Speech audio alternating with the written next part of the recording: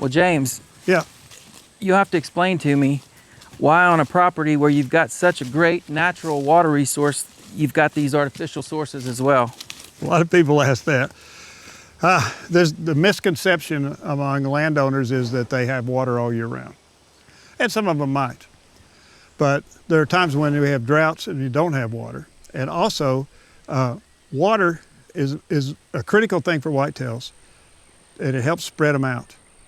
Okay? So if you got one big pond or you got two big ponds, all the deer will come there, and they have huge social stress. People think deer are just mild and sweet. No, there's a battle going on all the time. And the doe groups especially, they're mothers, sisters, aunts, grandmothers, and they never accept another doe in there. And let me tell you something, those doe groups are tough. They hold a grudge, I guarantee you, and they will get even with another doe if they have a chance. They've got more in common with humans than I thought. Yeah, and social stress affects antler growth, it affects fawn survival.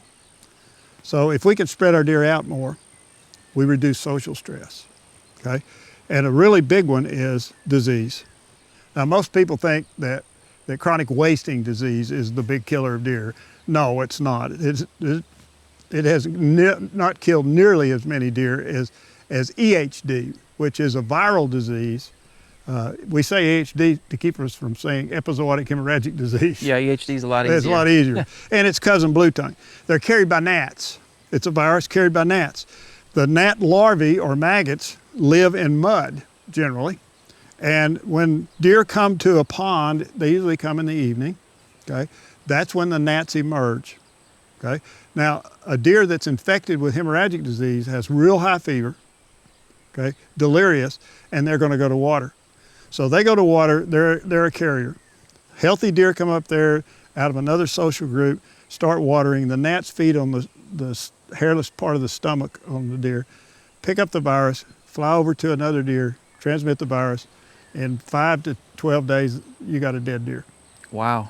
And it's a real killer. It's a real killer. So if we don't have mud, which you don't see mud right here, and this is a dry part of the year, then we don't have as much hemorrhagic disease. And we've actually shown that we can reduce hemorrhagic disease by supplying artificial water.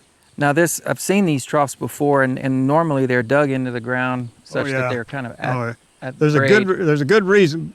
Let's talk about the position of it and why it's not in the ground. Okay. First of all, this one is in a place that where there's drainage here, where deer are accustomed to where water is. And it's a travel corridor too, all right? The reason it's not in the ground, if you put this water trough in the ground, you're gonna end up with a lot of drowned fawns because those fawns fall in them and they can't get out.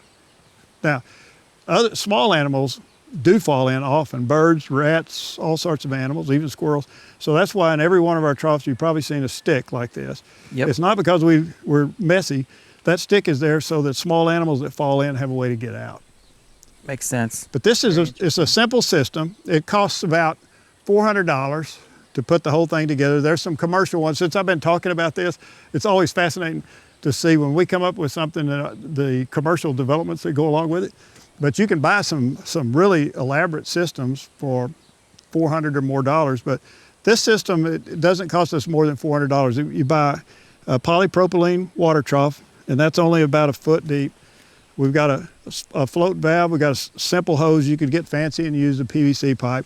And up at the top of the hill, we've got a tank that's easily accessed with, we use mules here, or mule or Polaris or whatever, or UTV.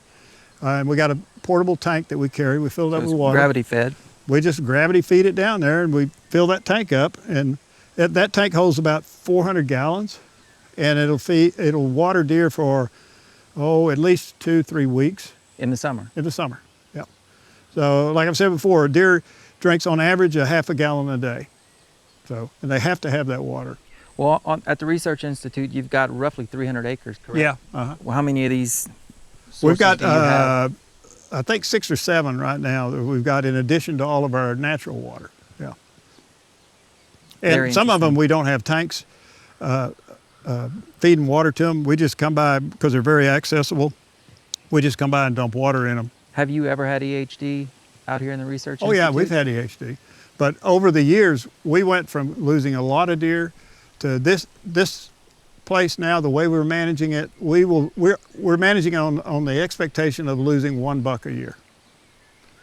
Unfortunately, the $1 we lose is always one of the best. Right. But right. we're going to lose $1 a year. And Right, it really, that's all. to be quite frank, we want that because that means that there's the virus is in the population and they've got a titer and a resistance.